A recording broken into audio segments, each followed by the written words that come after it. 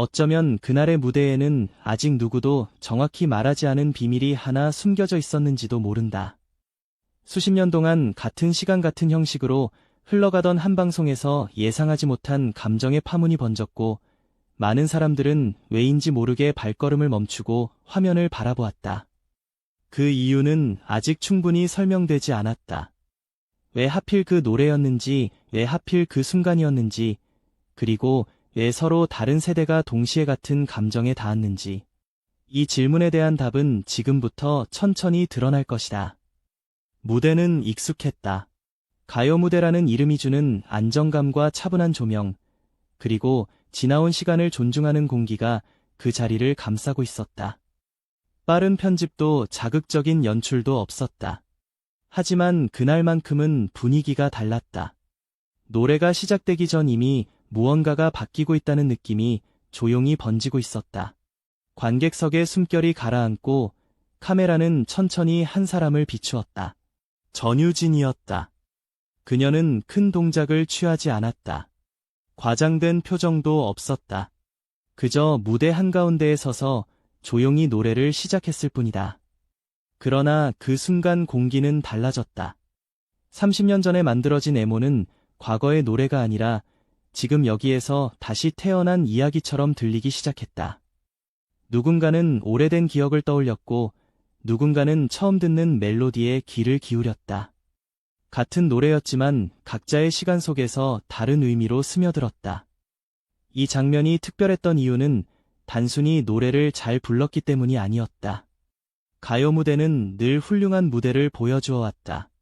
그렇다면 왜 이날의 애모는 유독 많은 사람들의 마음을 붙잡았을까? 전유진의 목소리는 감정을 앞세우지 않았고 슬픔을 강요하지도 않았다. 대신 그녀는 노래가 가진 시간을 존중하며 한 음을 건넸다. 그 태도는 노래를 듣는 이들로 하여금 자신의 이야기를 그 안에 겹쳐보게 만들었다. 여기에서 다시 처음의 질문으로 돌아오게 된다. 왜 이 무대는 세대를 넘어 울림을 만들었을까? 부모 세대에게는 지나온 삶의 한 장면을 떠올리게 했고, 젊은 세대에게는 아직 겪어보지 않은 감정의 깊이를 상상하게 했다.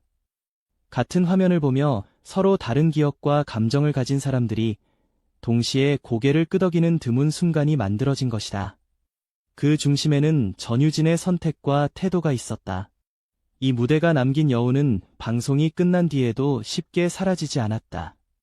누군가는 노래를 다시 찾아 들었고, 누군가는 가족과 함께 그 장면을 이야기했다. 애모는 그렇게 다시 현재의 언어로 불리기 시작했다. 그렇다면 이 모든 것은 우연이었을까 아니면 오래전부터 준비된 흐름이었을까? 그리고 전유진은 어떻게 이 다리를 놓을 수 있었을까?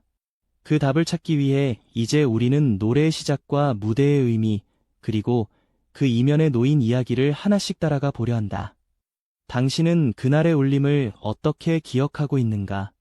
이야기를 이해하기 위해서는 먼저 노래의 출발점으로 돌아갈 필요가 있다. 애모는 1990년에 발표되어 한 시대의 감정을 대표했던 곡이다. 이 노래가 처음 세상에 나왔을 때 한국 사회는 빠르게 변하고 있었고, 사람들은 말로 다 하지 못한 감정을 노래에 기대어 표현하곤 했다. 애모는 그 중에서도 특히 이별과 기다림이라는 보편적인 감정을 담담하게 담아내며 많은 이들의 마음에 오래 남았다. 화려하지 않았지만 진심이 있었고, 그래서 시간이 흘러도 쉽게 잊히지 않았다. 가요 무대라는 프로그램 역시 같은 결을 지닌 공간이다. 이 무대는 새로운 유행을 쫓기보다는 이미 지나온 시간을 다시 불러내는 역할을 해왔다. 빠른 변화 속에서 잠시 멈춰서서 노래 한 곡에 집중하게 만드는 이 프로그램은 세대 간의 기억을 이어주는 창구와도 같았다.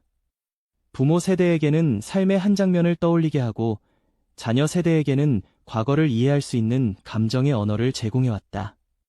그래서 가요 무대는 단순한 음악 방송이 아니라 기억을 공유하는 장소로 자리 잡았다.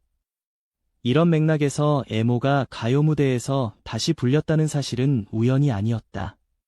수많은 명곡 중에서 이 노래가 선택되었다는 것은 이미 하나의 메시지를 품고 있었다. 오래된 노래가 지금의 시간 속에서 어떤 의미를 가질 수 있는지 묻는 선택이었다. 그리고 그 질문을 전달할 사람으로 전유진이 무대에 섰다. 그녀는 트로트라는 장르 안에서 성장해왔지만 늘 과거를 모방하기보다는 자신만의 호흡으로 노래를 해온 가수였다. 전유진의 이력은 화려한 출발과는 거리가 있었다.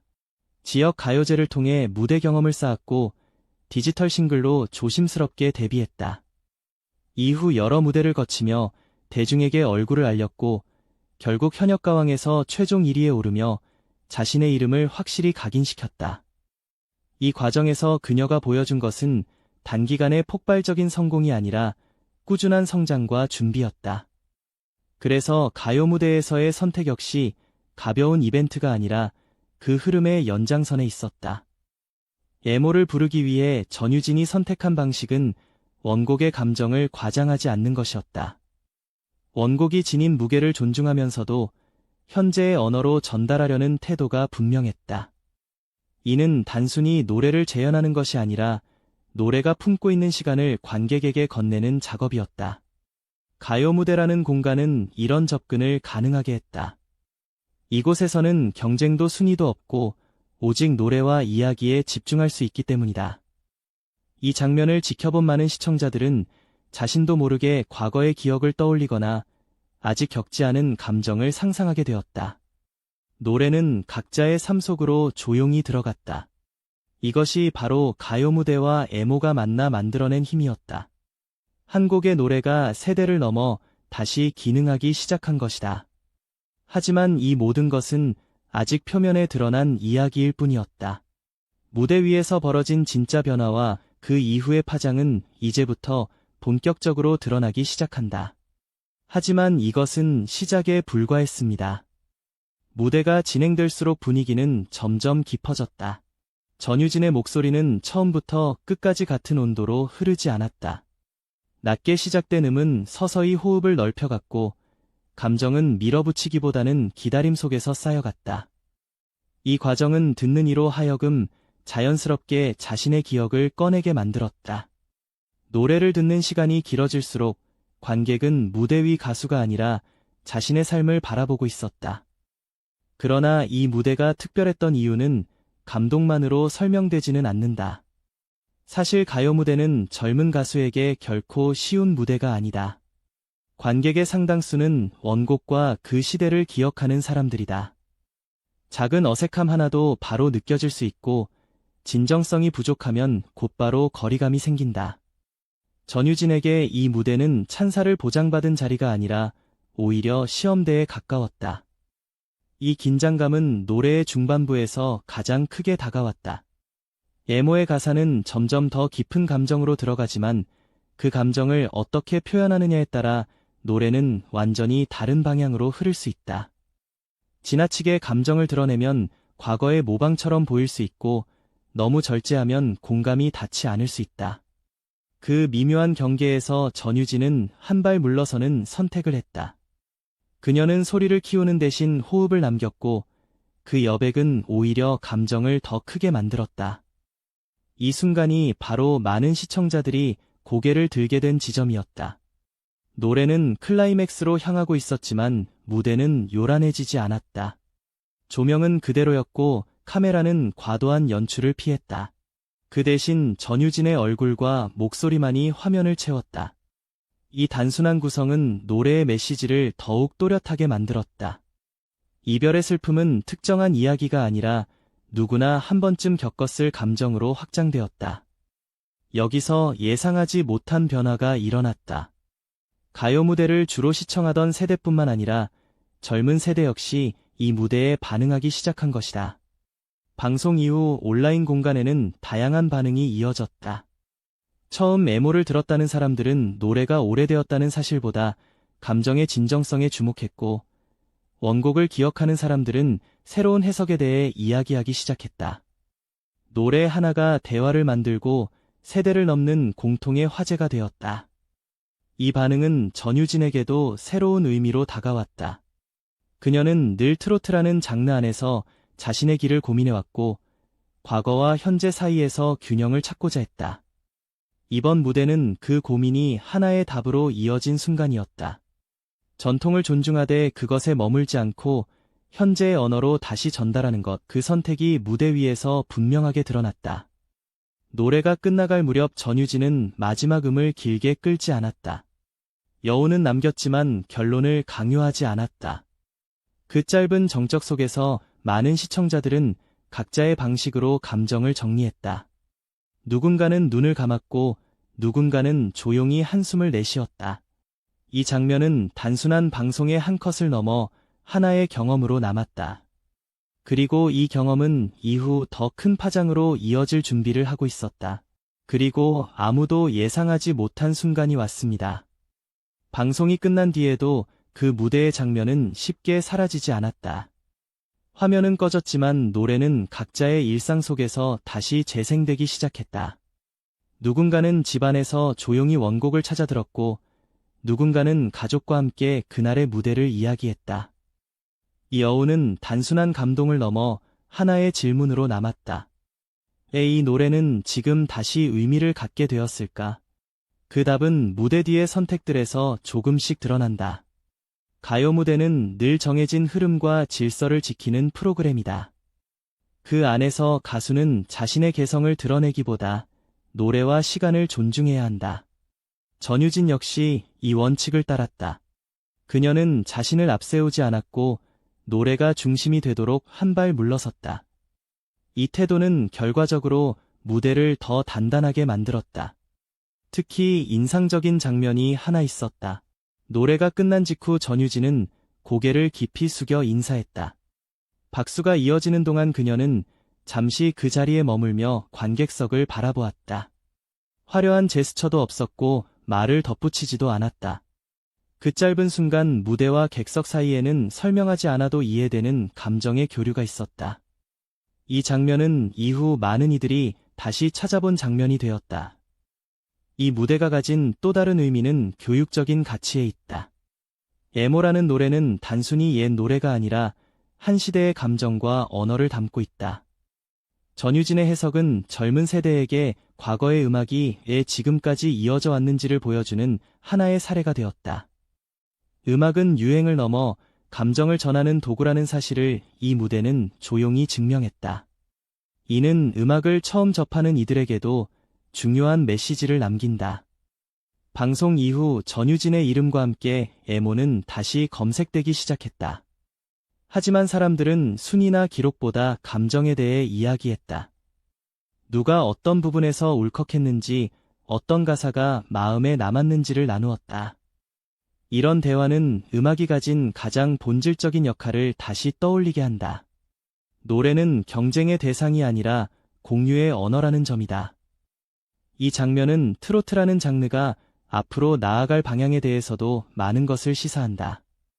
과거를 그대로 재현하는 데 머무르지 않고 현재의 감각으로 다시 해석할 때 음악은 새로운 생명을 얻는다.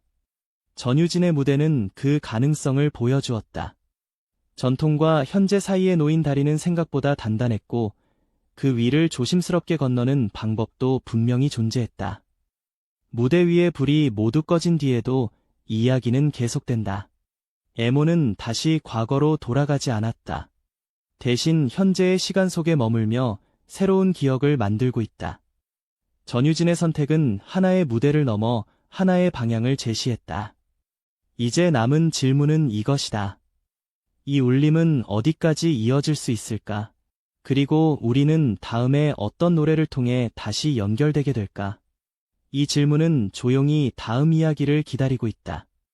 노래가 끝난 뒤 찾아오는 고요는 때로 가장 많은 것을 말해준다. 가요 무대에서 울려 퍼졌던 애모 역시 그렇게 조용히 남았다.